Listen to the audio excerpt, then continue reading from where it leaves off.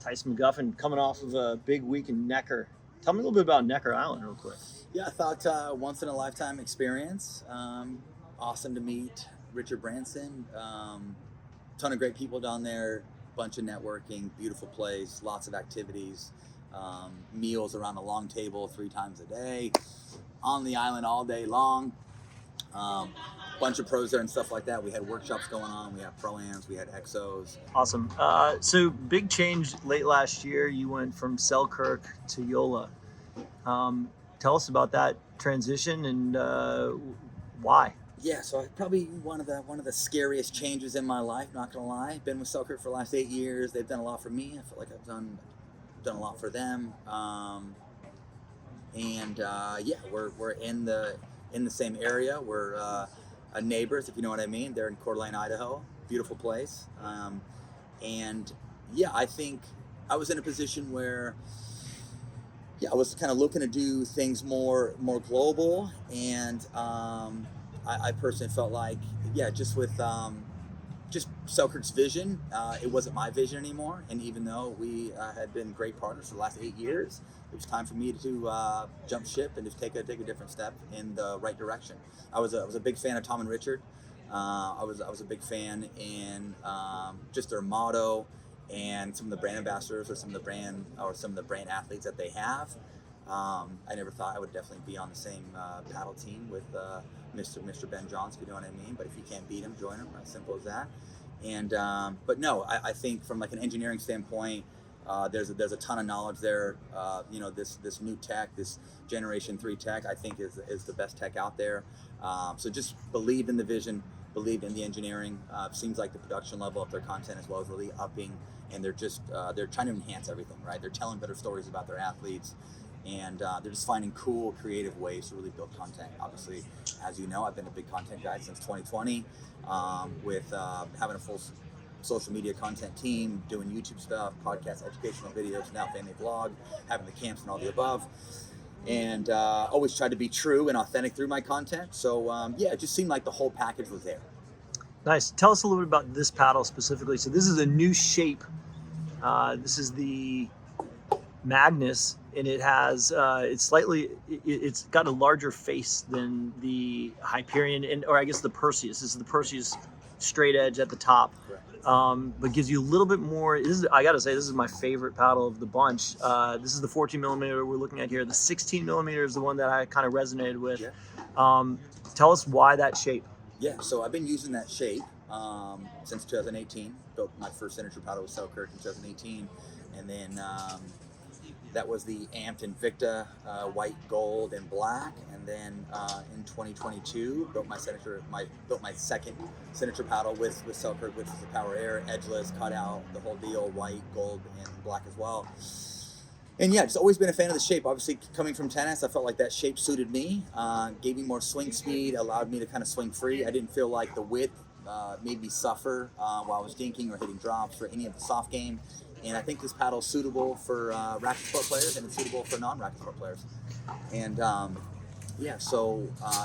obviously, Yola didn't have this shape in their paddle line. So and I truly feel like this technology, it's like I'm playing with a tennis racket, and there's strings in that tennis racket, right? I'm getting more RPMs. There's plenty of dwell time with the carbon fiber. This is my first time using carbon fiber. I've totally had to make some little nuanced changes in my own game with adding more wrist in, trusting the spin a bit more, trusting the shape. And, I think if there was one area that I lacked in, it was playing singles and hitting backhand returns and slicing my backhand return. I just felt like with the previous paddle I was playing with, I wasn't getting enough on it. With this new tech, I feel like it's totally enhanced my backhand return. I'm getting more slice. It's penetrating through the court. I'm getting good depth. And obviously, not only is it spinny with dwell time, but there's plenty of feel. It's very forgiving. It's soft as could be. Plays like a pillow.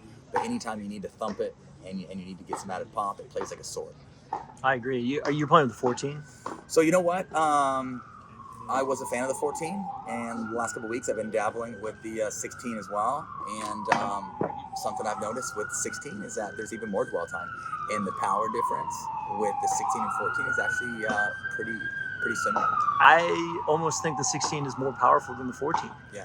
So I think if you want to go a little stiffer, maybe not have as much dwell time, I think the 14 makes sense. If you feel like your hand speed is too clunky and heavy with the 16 and like you're having a hard time getting it around from A to B, I think the 14 makes sense. But if you're looking for like that all-inclusive package where you don't feel like your hands are clunky and you're getting plenty of dwell time and the power is similar, I think the 16 definitely makes sense. So you talk about the power you're able to generate and almost having like strings in there. Right. I get the feeling that we're seeing the ability for tennis players to come in and be able to rip the ball from the baseline and not have to hit thirds. Right. Does that change the integrity of the game? I'm not going to say it changes the integrity, but it makes that transition a lot easier, right? Is that good for the game? Obviously, for the players that started playing at a time where there wasn't a whole lot of power in paddles, I don't think it does them justice. I don't think it's fair to a certain degree, but because obviously there's a certain art in being disciplined in transition and dropping the right way and dinking the right way and like understanding from like a textbook standpoint just how much dinking plays a part. And obviously like the game's speeding up, the game's getting faster, there's younger athletes coming in, there's this influx of a bunch of stud tennis players that are starting to make their way in.